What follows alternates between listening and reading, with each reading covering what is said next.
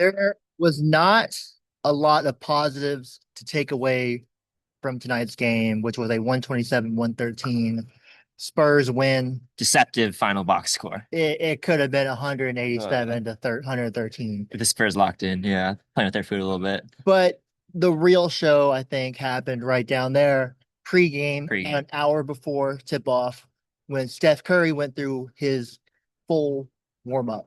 full shoot around, full pregame shoot around as if he were playing. He wasn't playing, but he looked. Yeah, he did it first time publicly in the Bay Area. He did that a couple weeks ago in Boston when we thought like he'd be able to get a scrimmage up the like next couple days. That didn't happen. They didn't say it's a setback, but it just didn't happen.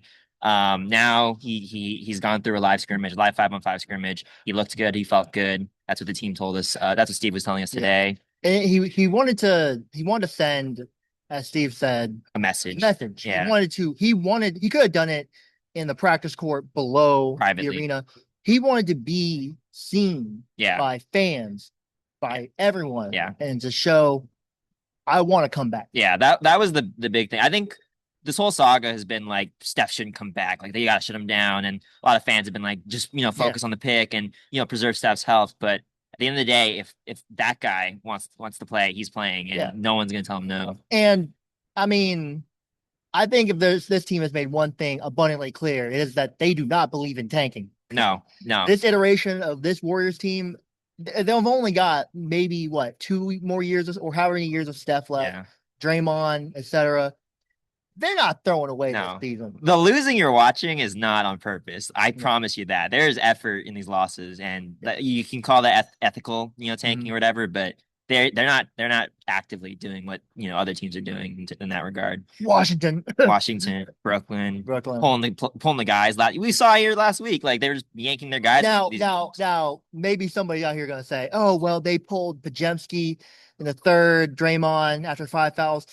They knew this game was finished. They knew they were cooked in this game. This was the sacrifice game. I mean, they Yes, played Nate Williams, God bless his heart, 47 minutes tonight, yes. and he played his heart out. But again, you're missing 9 players in the rotation. If you look at that list of the 9 players that are missing, it looks like a functional NBA roster. It looks like an actual rotation. A It's good not even. rotation. It It's looks not like even. great It's not rotation. even a starting lineup. It is literally the rotation. B rotation minus Draymond. Draymond is still playing. Like And look at how pod. healthy Draymond and Pod's. pods were the Yeah. two. D Santos pelvic bruise or pelvic strain. So pelvis something. He got hit, a knee hit him in the pelvic area. So we talked to him in the locker a little bit. He You know, wants to play. let me read Butler ACL, obviously. Curry, Go through it. runner's knee. Horford, right calf. Strain. Porzingis, just injury management because he doesn't play back to backs. Same with Quentin D'Anthony. Post, right foot.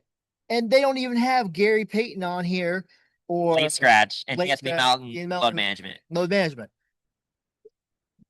I think what kind of describes this entire stretch was Malevy Leons is I don't even want to call it shooting. He was just throwing the ball at the rim with his left hand because his right hand, his right wrist is so. This is my right wrist, by the way. I know it's flipped. Yeah. His right wrist is so messed up.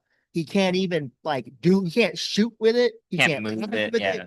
it. He says it's not really a pain thing. It's just he can't move it. It's like I think like he's probably torn. I'm speculating. He's probably Let's not speculate. something in his wrist. He messed something up. He messed something up that would take out other players. But when you're on a 2-way, you can't afford to just you rest up and like heal these injuries. So Yeah. he's playing his heart out, and he's trying to make a name for himself in this league where you only get so many chances. And I gotta say, I think it's impressed the Warriors coaching staff. I think Steve Yes. Kerr is certainly like impressed by it. So, yeah, I mean, this game was kind of just for the most part like get the young guys their experience, get these G League players some Yeah. good tape, and move on to tomorrow where you're facing Cleveland. Like Melton should be back. I think they expect Porzingis to will be be back. back. Porzingis will be back. Like Nate, bless his heart again. Bless his heart. Probably might play some minutes tonight. He played 47 minutes Yeah. tonight. I would not be shocked if he doesn't play tomorrow. Yeah. With the way the rotation is. Brandon Pajemski You never know. Pajemski had 12 points in the first quarter. The running gag, will he ever score 30? They Yeah. basically were like, look, man, we're not burning you in this game. And he leads with 14 points. Yeah. So we've talked a lot about the Warriors. We've gone, I'm sure it's like 4 or 5 minutes without talking about the biggest thing in the NBA, figuratively and literally. Yeah. Victor Wembanyama, I Read the stats. Read the stats because it's got the stat fucking book right crazy. here. Okay, we got 16 of 22 shooting, 7 of 8 from the foul line, 18 rebounds, 3 assists, 3 blocks, plus 16, 41 points in 29 minutes. Goodness knows how many shots they didn't even attempt because he's just in the lane. Yeah. I'm not again. We're the Warriors courtside show. Mercury News, Clutch Points. Yeah. There were in the first quarter, he scored 10 points in the first 4 minutes. Yeah, it was pretty crazy. And he also had like I think 5 rebounds in that Five. stretch too. Like it was just he there were like 2 different plays where on a pick and roll, usually, they guard it and then they have the guy on the low block yeah, tag tough him, guy, yeah. kind of tag to take away the lob because at the NBA level, even if you're 7 feet tall, the opponent's 6'7", you can knock He the ball tag away. and long arms. Didn't matter. Nate Williams is 6'6". He was the one bumping down and tagging, and Wembanyama was like, didn't even see him, just went up there They and just yammed it. the Spurs strategy, and it's a good one, is just throw it as high as possible. Wembanyama tap it in. Like that was at least he got like at least like 10 of those points just that way. Like Yeah. it was pretty incredible. And the crazy thing is like it looked pretty effortless. Yeah. Like I mean, there was a play in this was the second quarter where I think it was second quarter where Draymond has Wembanyama yeah. On the wing, mid post. Draymond's like kind of backing off him. He's like, okay, shoot. Yeah. And it looks like Wembanyama is shooting against just air. Yeah. And It's just like you can't do anything. We also saw him pregame, like it pretty awesome pregame. You get Steph pregame and then Wemby shooting around pregame. It's pretty a great combination. We're standing in the corner and he's coming over to do his like 3-point shots, and like we're just looking up like the whole time, like that that meme where they're just looking up. Like he is really tall and he's pretty built. Like I thought he was pretty like he's put on some weight and some muscle. So I don't know if he's the MVP this year, but he certainly is. I have been pushing the Wembanyama for MVP agenda, whatever you want to call it. He's certainly gonna get it one of these days because that dude is like, you see him in person, man. It's one of the best watches. Shea will win it this year. He should win it. Yeah. I'm not gonna fault them for that. Shea goes Alexander. Yeah. You can say whatever you want about the foul baiting. Watching him in person is like he's unstoppable. Closer. With that said, close second. I think Wembanyama is the best player in the world. It's hard to after this game. It's hard to argue. Like I think the thing is like the thing that I look for in the best player in the league is like the inevitability of like on offense. Jokic has it, SGA has it, and Wemby has it. That feeling where you're just like, there's nothing you can do. There's nothing you can do to stop it. And Wemby has that. Like it's rare. It's a rare trait to have. I mean, I think the Spurs. Let me look at the box score again. Box score. Yeah. Box score. 15 of 47 from 3. Again, they really couldn't shoot. Julian Champagnie was throwing up bricks all night. Harper looked okay. I don't think any of the other Spurs looked that great either. That's why it was kind of close. We just we just like marvel at the fact that second overall pick, Dylan Harper, I think it was number 11 overall pick, Centennial Corona grad, by the way. Carter Bryant. Are just coming off the bench for this team. Yeah, that's a pretty great young core. Which I think shows the difference between the Spurs and the Warriors. And where they're at. Danny Emmerman Standard asked a great question to Steve after the game. Okay, but what is the difference between now and the playoffs? Because they're a young team, they're gonna have to deal with it. How's an inexperience show up in the playoffs? And Steve's basically like, when you go down in the playoffs, you have time to think. And you actually are like, oh, we're down. We gotta really pull it together. Yeah. This team, on the other hand, they're now, I believe, 3 games back of the Blazers? The Warriors. They're 10th seed. Like, they're 10th seed. We're gonna be traveling is the thing. I got to figure out where to book my ticket. It's a whole freaking mess. But they're gonna be traveling for that 9-10 game, and likely gonna be Portland. The Clippers are on fire. Yeah, I don't see the Clippers slipping. Like I don't know what matchup you prefer. Maybe Portland. That they don't match up well with Portland. No, but they don't match up with the Clippers either. No. So again, like. The big thing is like they're not tanking, and Steph wants to come back, so I think he probably will come back, assuming no complications. But I don't think they're gonna make much noise once he comes back. No, tomorrow they're not gonna. Tomorrow they're gonna play the Cavaliers. Steph won't be back. Steph's gonna get a scrimmage in. They're gonna get a scrimmage in, and it's been reported by The Athletic, by ESPN, and several sources that he's aiming to come back against the Rockets Sunday, which is the most physical team in the league.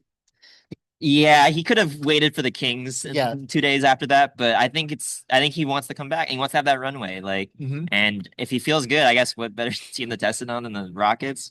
I don't think Ime Udoka is going to be very kind to that knee. Is the thing on that? So, and I'm assuming he'll be on a very strict minutes. Maybe he comes off the bench. Minutes limit. Yeah, it's 10:30 at night. Kenzo, what's I guess looking ahead now, you've only got a few more home games and then onto the Onto playoffs. the Valkyries. Do you take on I mean, Steve Kerr literally said, we are not the players are not watching film in this game. They're on. No. I think everyone should just kind of take that. It's like Throw this game out. those game out. It's one of those where it's just like, look, I used to cover high school sports. There's some games where you get blown out, and the opposing coach would be like, "Yeah, we were overmatched." Missing 9 guys. You gotta just remember that when you look at this box score and everything. So yeah, that's kind of like the takeaways from this one. Other than that, the Valkyries shut off their jerseys tonight. Steph Curry and Steph Gary Curry, Payton yeah, did. I like them. Joseph's a little less high on them. I think the numbers are too small. Numbers are too small, and I don't like the Kaiser Permanente like Carlos right there. Permanente, don't not really a big fan of it. But The colors are great. colors are great. The gold trim is nice. Yes. The one thing is the home whites, the numbers are light violet, which Yeah. I think when you're watching it on TV or in the arena, it might be hard to see numbers. Yeah, yeah, I kind of agree with that. With that said, I think the Warriors should definitely have a Valkyries night where they wear Valkyries jerseys That's because pretty cool. seeing Steph Curry in his custom Steph jersey and Gary Payton second in his custom Valkyries jersey. That's something I kind of wish the NBA would do a little bit more of, like the jersey swap, like because the Warriors in those Valkyrie colors would be pretty The sweet. Giants are having a Valkyries giveaway.